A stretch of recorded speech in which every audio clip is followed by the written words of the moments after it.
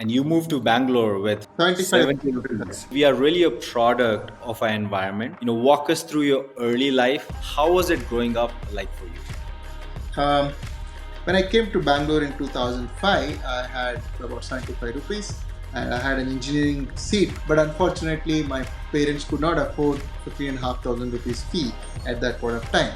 I first 18 years of life, I lived in a small forest, like kind of an environment where we had no access to the outside world. It's far, far from capital city where I stay now, Bangalore, full of mountains. In the middle of nowhere, there are three, four houses, and few of us.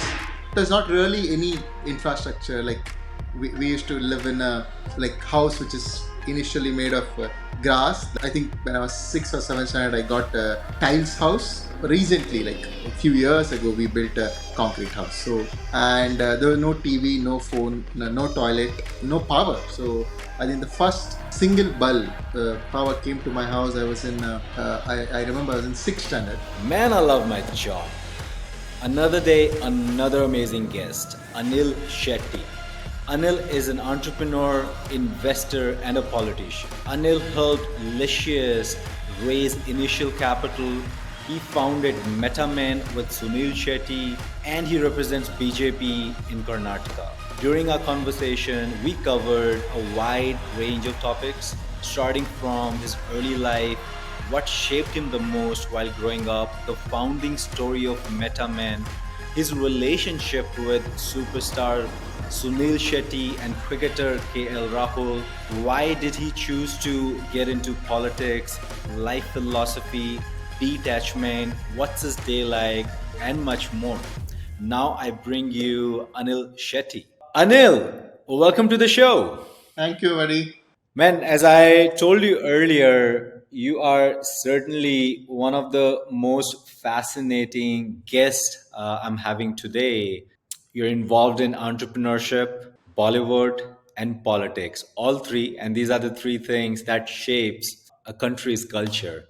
So there's a lot to dive into it. But to begin with, Anil, you grew up in a small village with no electricity, toilets, TV, family held below poverty line ratio card to meet their ends. And you moved to Bangalore with 700 rupees. And fast forward to 70 today, rupees. 75 70 rupees. rupees. And fast forward to today, man, you are a tech entrepreneur, founded a company with Sunil Shetty, and you're also highly active in politics. So to start, typically we are really a product of our environment.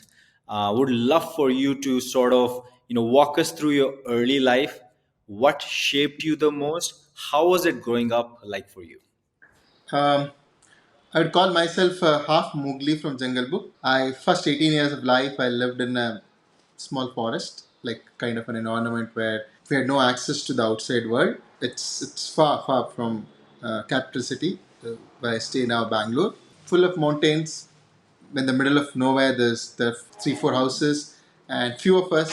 There's not really any infrastructure. Like we used to live in a like house which is initially made of grass, the hut. Then I think when I was 6 or 7 standard, I got a tiles house roof, tiles roof. Recently, like a few years ago, we built a concrete house. So and there was no TV, no phone, no toilet, no power. So I think the first single bulb power came to my house. I was in I remember I was in sixth standard, and that took about 2 hours. You get it. We were at the mercy of the government, which gives you power every 2 hours per day, 2 hours or 3 hours. For three of us, like nothing really great, but I must say I had a great childhood because I didn't know beyond that.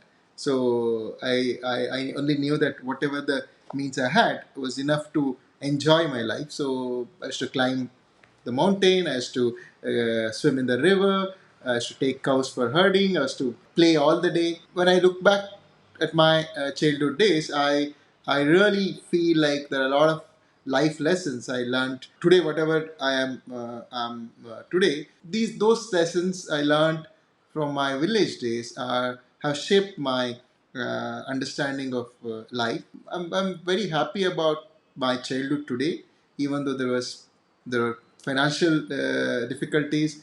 There were no access to outside world, and but still I feel there's a journey which shaped my life and which probably made me so strong as an individual and could fight anything. Because when I used to say this, because I was not scared of height, because I used to climb the tall tree and fall down, and I still get up again. And even though I had bruises, but I still get up again and try to climb back. So I pull my friends, like saying like that, oh, you guys learned swimming in swimming pool. I learned it in a flowing river. And I think the fear, we got out of the fear, we got out of so many inhibition. When I came to Bangalore in 2005, I had about 75 rupees, and I had an engineering seat, which is on the government quota. But unfortunately, my parents could not afford 15,500 rupees fee at that point of time. So my father said, look, I can't afford. And we went to bank to ask for a loan. So they said, you already have agriculture loan, which your father has not paid back yet. So we won't be able to give you a student loan unless somebody guarantees it. So I came to Bangalore 2005 mid. I still remember June. I went to my uncle and I asked him, "Can you pay my fee?" He said, "Okay, well, I'll pay you the fee." So whenever I was free in the evening, I used to go and pack sweets at his sweet stall. Village life was beautiful, and I must tell you that it had a different kind of a vibe. Even today, it's very difficult to take my vehicle to my home because still the roads are not made, and nothing much has changed in the village, because maybe many of us have left the village. There's not really many youngsters left over there. All our parents' generation stay in the village now. Whenever I go back once in a year, I make sure that I visit my village. I visit my home. I visit the old temples at my native, and I feel so confident about life. I feel like it's a long journey I've made in the last few years, and from where to where, correct? So probably that gives me a kind of a confidence that, look, you come a long way and you will go a long way. So don't worry about it. It's kind of reassuring whenever I go back to my village of my own future journey. And also that I just don't care much about the future, because I know what my past held for me and what is present now. In a village environment, is the life slows down, right? So it's not so fast; it slows down. And when I go there, and I feel like, okay, so there is some kind of a slowness to life, some kind of a music to life. So I would say slow.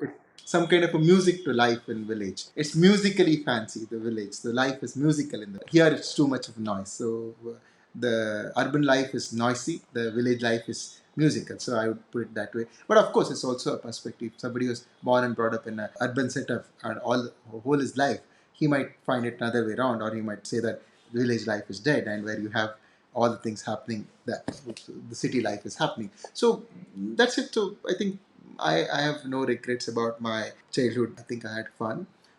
I used to play cricket. I used to play cricket a lot. So lot, the morning to evening, I used to play with few of my friends, and some of them have moved to Bangalore. I think very few are left in the native.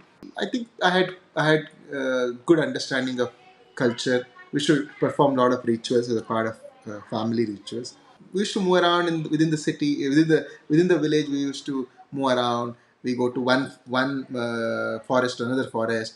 I used to go for hunting and fishing. I think fairly I must say that it was like a jungle book, and I still remember, like whenever I think of it, I remember myself with only shorts and no shirt, nothing, no chappal, and I used to run around the entire mountain and play wherever we want, climb whichever tree we want, pluck fruit, bring flowers, and go for hunting, go for swimming, go for fishing. I think it's kind of probably the urban dweller may fancy this. That wow, it's a great life to have. I think I had my fun during my childhood days, even though the financial difficulties kept us thinking that, okay, you should move out of here because there's nothing more. You don't have enough means to take care of your family, and family also put this pressure that all that you have to do is to study well, go to Bangalore, earn, bring the money back and construct a house, get your sister's marriage done, settle your family. This was always been told to us, and it is put in our head that you are like they consider me to be a brighter of the lot because I used to score well in the schools. I used to be a 90 above student. So that's why they thought that this is the boy in our family will go to Bangalore and he will earn money, he will send money back, and he will take care of us. So that's a that is my family dream. That's all they knew. The 2005 I came to Bangalore. So that's my village life, and so there's so many memories. I could go on and on. Like I can go on for days to talk about how I lived my life in the village, and it's wonderful. Man, what a journey you've had so far, and still it's in the making, right? And seems like adversity has taught you one of the most important life lessons, which has already brought you to a big level, and still, like it has set you up for the even bigger levels down the road. Anil, maybe talk about then once you were I think you did dropped out of college. You started a company called Fly with VIP, uh, and then post that maybe touch upon a little bit about that experience, and then post that would love for you to talk us through your meeting with Sunil Shetty, and what was the co-founding story of MetaMan? So, as I told you that 2005 when I came to Bangalore, I didn't know to speak in English. I didn't know anything outside of my village, and I think I hardly had few pairs of pant and shirt. And I joined engineering to do my bachelor's. And I dropped out of the college because I didn't have the money, and I wanted to make a lot of money. So that's all I wanted, nothing else. So that point of time, when I was 19 and a half, so I was in I think I had finished third semester. I was going to fourth semester. I took a decision that I'm going to drop out. I'm going to start my own business. So I'm going to make a lot of money so that all our family problems are solved and I can live a good life. So that's the only thinking I had. So and it's cool to be an entrepreneur at the early age because you could tell all your friends also, look, while you guys are still studying, I became an entrepreneur. I made a lot of money. So that's the only thinking I had. So I dropped out. I started my first first company in the stock market, so financial advisory firm. So we made a little bit of money in 2008 beginning, and 2008 end of the 2018 subprime crisis happened, and we lost everything. So the Bernie Madoff crisis, which led to the fall of the stock market, and we lost every damn dime we had, and I had nowhere to go. I had borrowed money to trade in the market. That's also lost, and I didn't have the place to stay. I didn't have the money to eat. I didn't know what to do. So I landed up in ISKCON temple one fine day, and ISKCON gave me food to eat, and they gave me a Bhagavad Gita in my hand and said, if you keep reading and if you keep chanting, you will get food. So and you'll also get a place to stay. So you can stay with us. And it's very fancy because the young people in ISKCON who come from IITs, IIMs, and they quit their life and joined ISKCON and wanted to be the sannyasis, wanted to be the devotees of Lord Krishna, and they're all reading Bhagavad Gita and they're all chanting. They're all talking about how life is, how we are a spirit soul. We're not the human beings. We're having spiritual experience. We're spiritual beings having human experience. We have to go back to God. All of these things. It's fascinated me. So solution to all my problem is nothing but taking up Bhagavad Gita. So also kind of running away from the day-to-day problem. So I used to get up 3:30 in the morning and do all the meditation, chanting, puja, everything, and read Bhagavad Gita. I was served with my with food and stay. So it lasted for 6 months until I get a call from my brother that my father is going to die any time. So you need to get back to village because my father tried committing suicide because he was so upset with everything not happening what he wanted, and he ended up on a ventilator. I went to my village and I stayed in the hospital. It was like a proper Indian movie scene. So where your mother is crying, your whole family blames you for not taking up the responsibility, and all your relatives says it's because of you, because you should have been responsible. Look at now the condition of the family. We have no money, we have nowhere to go. We have a sister to get married, you have a brother who's still studying, you have your house which is falling down because it's old house made of tile roofing, and the water is to leak, and it was terrible, right? So by then I had read a bit of Bhagavad Gita, and I kind of practicing early detachment. So like, okay, I said, okay, fine, what to do? So you may blame me, but it's just a karma, correct? You could blame me today, but I think it's our karma to suffer. So 21 days I stayed in hospital, and the 12th day the doctor came out and said, look, do you want to keep your father on a ventilator for how long? So because you have to pay a lot of money. If you remove the ventilator now, in 15 minutes, he's not going to last more than that. What are you going to do? Guys are going to do. So then, like a typical Indian woman for who family comes first, for husband comes first, and protecting her family is paramount. So my mother said, even if my Mangal Sutra gets over, it's fine. If I have to sell my Mangal Sutra, still I'm fine with it, but make sure that he survives. So 21 days, it was 75,000 bill. He came out healthy now, and he's having a good time in my village now. So I'm talking about 15-year-old story. He when I was leaving for Bangalore, my mother said, "You're the worst thing happened to my life.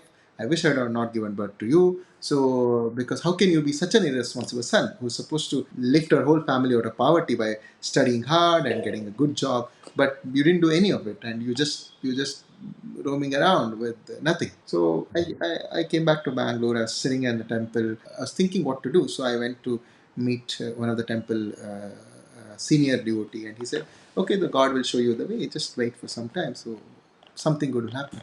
So then I landed up meeting a friend called Gautam Chabria. He had this idea called Fly with VIP. So we used to auction and raffle seat next to celebrities on the flight. And he said, "Why don't you come to Mumbai and let's work together on this project?" I had no money, so I had about 250 rupees. I borrowed 6,000 rupees from three of my friends. And I took a train, long train. Probably that's the last train I took. The longest, 24 hours, and in a general compartment from Bangalore. I went to Mumbai. ISKCON gave me a guest house to stay. So I had to sign up celebrities, part of our startup. 2 years of struggle. We ended up signing 300 celebrities of India. We raised less than $1 million that time, and everything was going smooth. And I thought, I am back to success. I'm back to doing something which I love doing now, and everything was going fine. And we were about to launch the project. I and my co-founder had a huge tiff. I was thrown out of the company, literally. So I left Mumbai and came to Bangalore in 2012, made with again nothing in hand. So the pressure was building from the family side that, look, it's time for you to construct a house. It's time for you to get your sister's marriage done. But where's the money?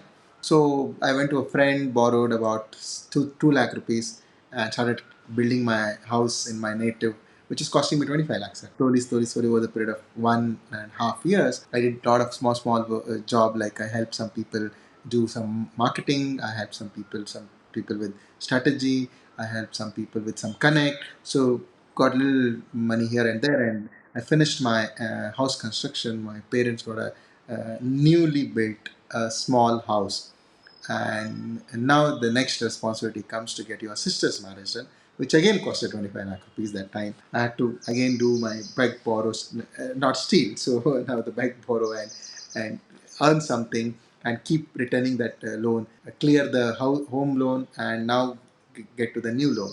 So I think I took about 3 years to figure that out, and finish my responsibility towards my family. Like I wouldn't say finished. I fulfilled to some extent, which was the need of that hour. Then one fine day, I realized that I'm not here for money. I'm not here for fame. I'm not here for all these things. This is not something drives me, because over the period of time, I read Bhagavad Gita every year full.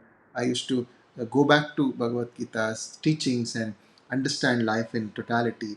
And I realized that this is the money, the power, the fame. None of this drives me, and it's something else. And maybe I have come to a stage where I already started practicing the detachment towards a lot of things. And so I told my family, look, I want to do something uh, else. So I'm planning to enter politics, and I'm gonna pursue public life from now. That's it. So I kind of started a union for auto rickshaw drivers in Bangalore in 2013 or something.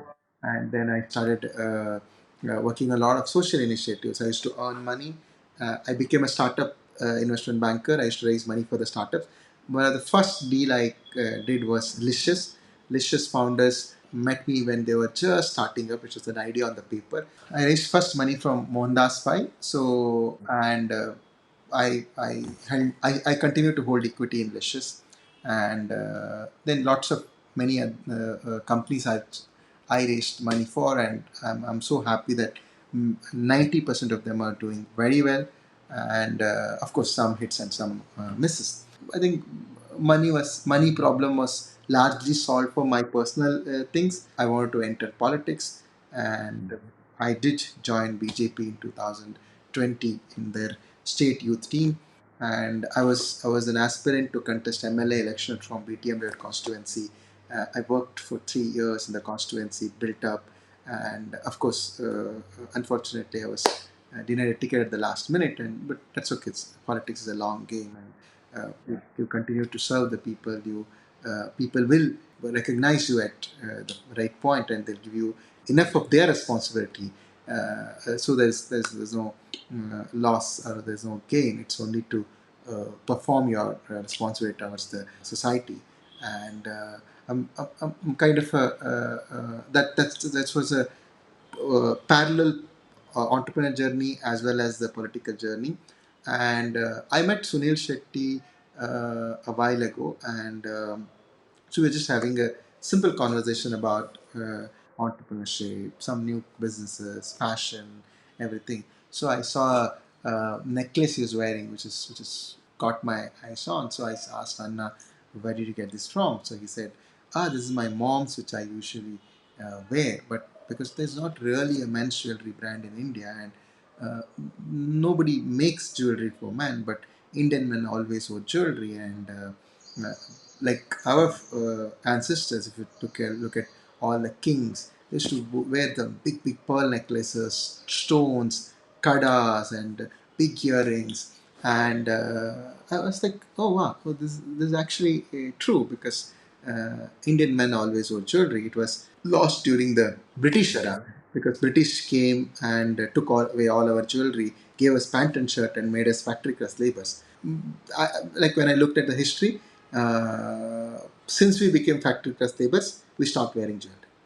And then post independence, some people started wearing some form of gold, like some gold chains. Well, our generation, we the millennials lost the trend, and Gen Z is bringing back that trend. So this digital generation, and the Gen Z and the digital generation, lots of people 18 to 25 wear jewelry, and this trend caught up so well now. And we are a brand called MetaMan, and we acquired another brand called Drip Project, and we run two brands. One is hip hop jewelry, another one is silver jewelry, and we're starting two more brands, on for the traditional ones, another one for the gold one. So I believe that men's jewelry is a very big market and a very big trend catching up in India, and we want to be the biggest player in the space. And Sunil Shetty is kind of a style icon now, because the way he looks at this age is 62, and he's an inspiration to many of the young people how to lead a happy, healthy life. So man is absolutely amazing, and I really, really enjoy every conversation with him. And we always hang out, talk about life, talk about business, talk about lots of things. And of course, I have nothing much to do in Bollywood, so I do business, and a lot of our customers are Bollywood actors, because we provide jewelry to a lot of actors in Bollywood. So most of the actors wear our jewelry now. The Drip Project jewelry, all of them, like I could name all the actors. Like 90% of those people who wear jewelry have own our product, and I'm very happy about it. Currently, MetaMan is doing well. And of course, the elections are over in Karnataka. So we as a party, BJP, lost the election. And so, as I told you earlier, so Congress is in a honeymoon period of enjoying their power, and maybe in a month or two, so we will bring them back to the real senses, that whatever the guarantees you promised to people of Karnataka, and whether they are living up to that promise or not. And if they are not, then I think we have, being in the opposition, it will be our right to become the voice of the people. So that's where it is. So I'm writing two more books now. One is on my own journey from being a ritualist to a atheist to theist. So it's chronicles my spiritual journey. It will be named as God in the 21st Century. And then I'm writing one more called 35 under 35 Freedom Fighters of India. People who, like the freedom heroes who martyred or fought for the freedom before the age of 35, the young freedom fighter story. And I think it's fascinating. The life is very fascinating, and I've always wanted to travel the world, so I traveled to quite a few places. I have so many friends, like I have a lot of friends, and that's something which makes me very happy about. So I think, like life is so beautiful if you are living the moment. I don't have fear of past. I don't have inhibitions of the past. I don't have fear of future. I don't think I'm failing or succeeding, because I'm just living. I've lost. I don't have fear of death also. So I think it's a quite a bold thing to say. You might say, because I don't have fear of death. I don't have fear of future, and I don't carry anything from the past. And those memories are past. Only the memories now which I keep revisiting, and it won't affect me anymore. It's kind of inspires me that the long journey I had in life until today. Yeah, life is fun. So enjoying and living the moment, and making sure that I am doing something for the others. So God is kind, so got whatever I wanted. So I don't go to God and ask too many things, because I think I got whatever I wanted in early stage of my life. Vast experience to live with, and lot to talk about the journey. Yeah. So yeah, so it's Yeah. good. It's kind of good. So, typically, I think India has over 1 lakh startups, Anil, and only 125 or maybe a little more are unicorns. And you were able to pick one of them, and that was even like that was one of your first picks. Doing amazing in that space. You almost were going to contest Yeah, on BJP's ticket. yeah, Soon you will be. That's just my personal yeah. sense. Hope so. Third, you have started a company, raised capital from one of the finest entrepreneurs in India, and you're working with Sunil Shetty, one of the most fascinating personality in our generation.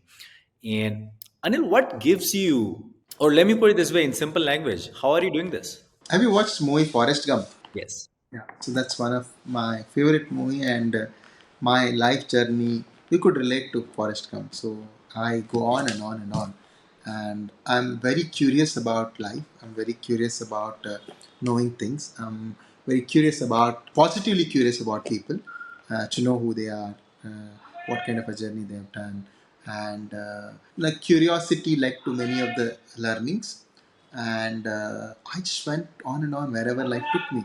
So initially it was initially it was a survival mode. Then it came to a comfortable zone. Now it's kind of a happy zone, like and joyful zone. When I wanted to survive, like I wanted to get my basics things in place. So I struggled. I worked hard, and then I came to a stage where, oh, I'm good enough for my simple needs. Want to do something in a bigger canvas, and I took up to politics. Entrepreneurship is always part of my life, because I started as a student entrepreneur, and it's to do something. So it like I've got nothing to do with the fashion industry. So I've been an investment banker for startups. So I used to raise early capital for startups who approached me to raise money. I never wore a piece of jewelry until I manufactured one of our own.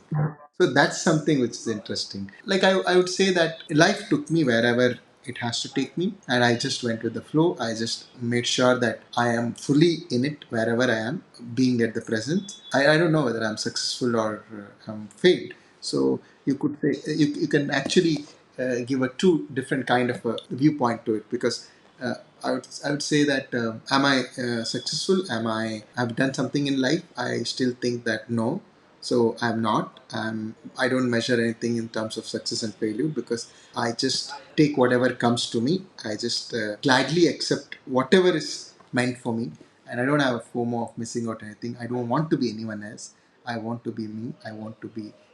I want to live my own life in the way I want to. I'm very, very, very happy about who I am. I'm very comfortable with my own life's journey, and I don't compare myself with anybody. I don't want to be in too many places. I want wherever I am, I be there at the moment, right? So I am there. I don't think too much about life. I go very easy, and life happens to you, and you should be glad enough to accept it. Have curiosity towards life. Live life in a totality. So it's not just about working. It's also about traveling. It's also about spiritual journey. It's about your friends. It's about your responsibility beyond you. Take life in a totality, not just in one frame. So I think when I take it in a totality, I fairly did well for myself. I fairly did a bit of my responsibility towards the society and the country, and long way to go, a long way to go. And I always tell people that I'm going to live 125 years, because there's so much to do in life. And then they say, why just 125 years? I said, looking at the technological advancement, by the time I and you cross 70, lifespan of average lifespan could well be beyond 110, 120. So that's why I keep saying I want to live for 125 years. And that, I keep telling that I'm not growing older, and I'm going to grow younger and younger, because I believe that the advancement of medical technology will reverse our age, will rejuvenate our cells and give us a longer life, and which some people may say it's not needed, but I would say that it is needed, because you can see much more. So correct. So we don't know. In our philosophy, we believe there is past life and the future life, and but what we could see is the present one. So it's okay to stay a little longer in the present life, and see what's coming of this age. Correct. So yeah, so that's it. So Yeah. it's a Yeah, beautiful life.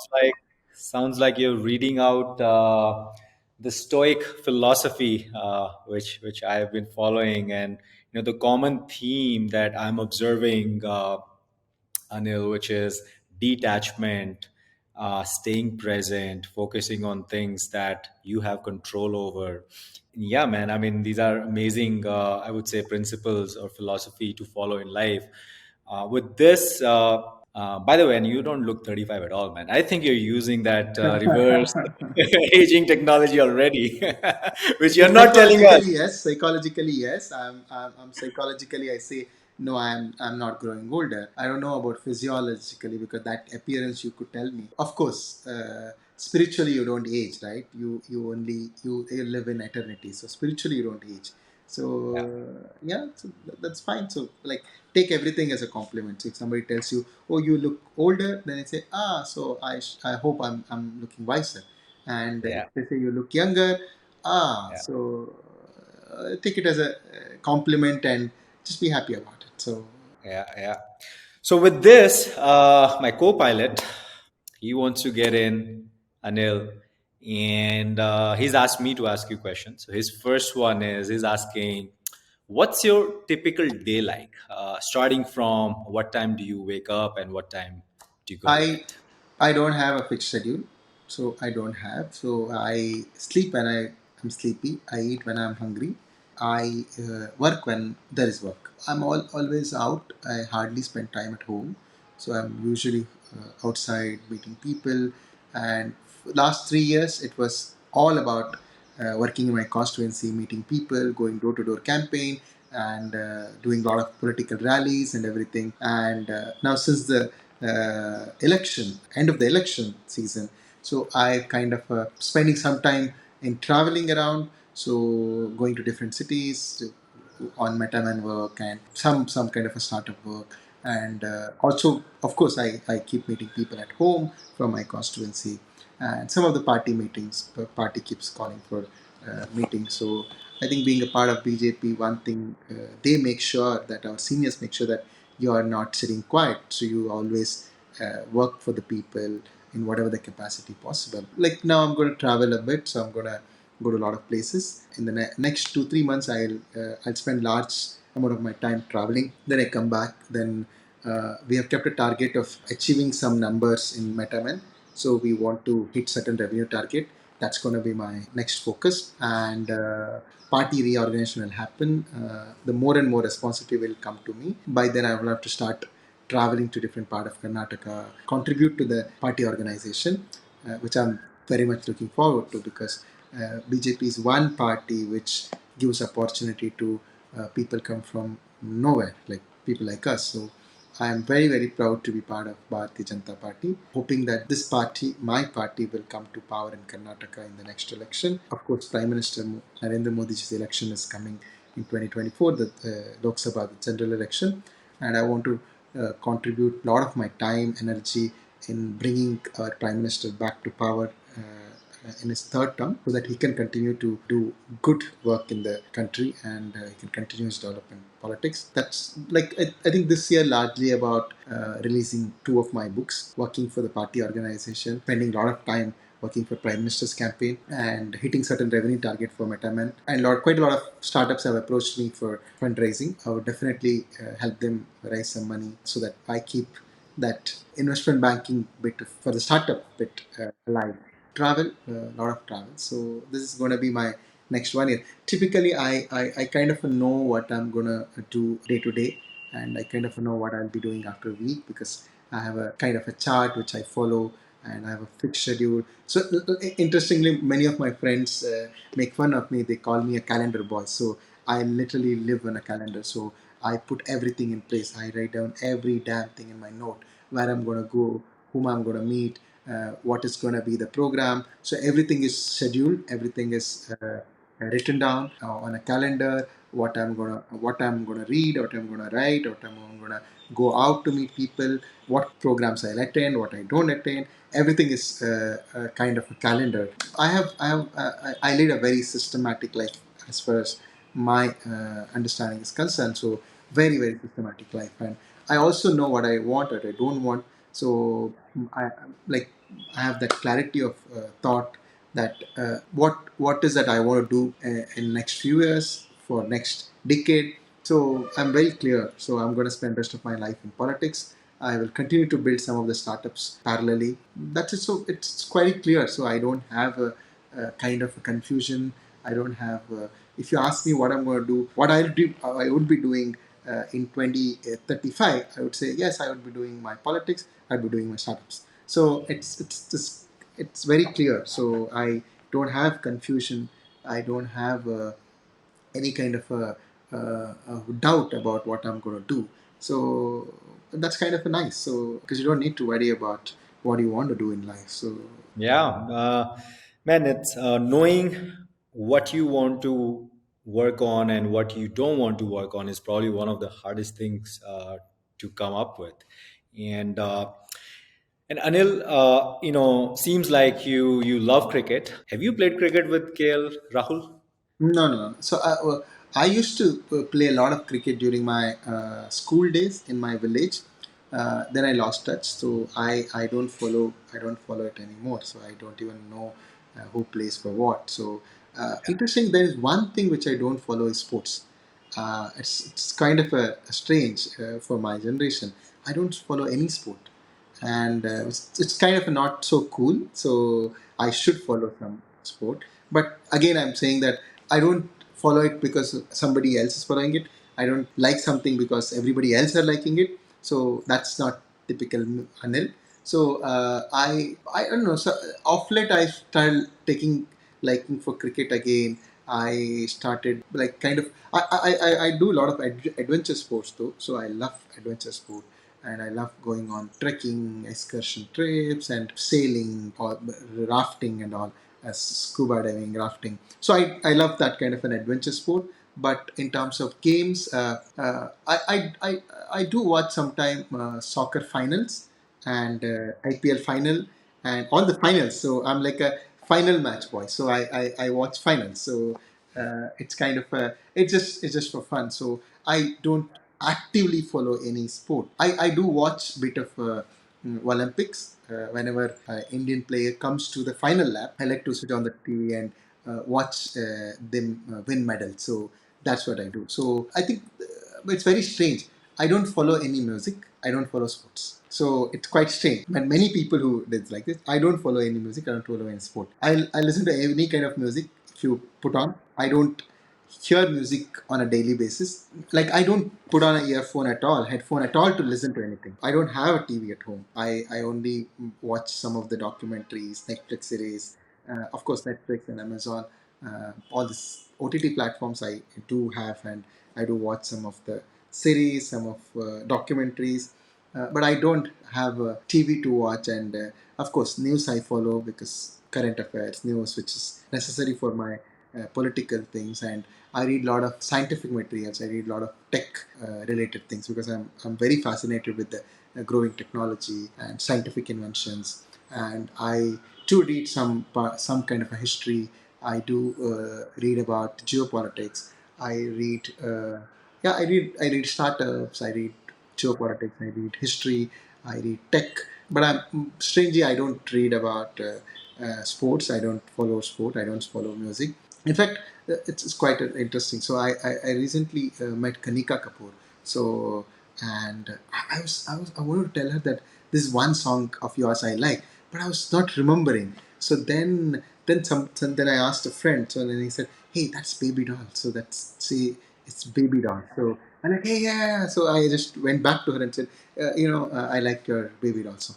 So of course I heard it, but I could not recollect that that's Kanika Kapoor who sang it. So that's me. So I have to pretend sometime that I know your work, but if you, I have not watched KL Rahul play fully. I think one or two times I watched that too, along with Sunil Shetty. Once I was watching, and then he kind of switched off the TV. He said, "No, no, no, I'm having too much pressure watching my son-in-law play, so let's not watch this match." So he said, "No, no, I can't watch it's too much pressure." So it's a sweet, sweet chap. I really, really like Sunil Shetty's family, and especially KL is such an amazing guy and so humble, so sweet.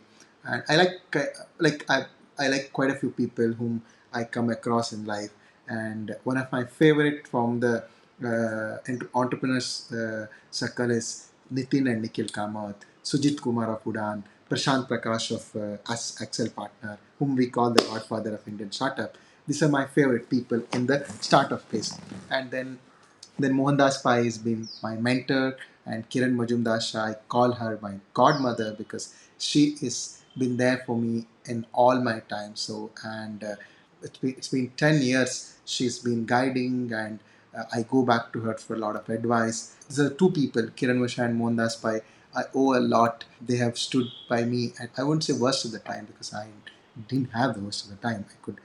I should not put it in that way. That at the times I learned a lot from them. Of course, Nikhil and Nitin are the new generation of inspiration. Anil, thank you so Yeah. much, my man. I had so much fun. Really appreciate you for making the time and coming on the pod. Means a lot to me. Thank you, sir. Good luck. So great to have a conversation with you. And of course, it's kind of when you start talking about your life and your thoughts, so you kind of rekindle a lot of emotions, right? So, I think, thank you very much. So,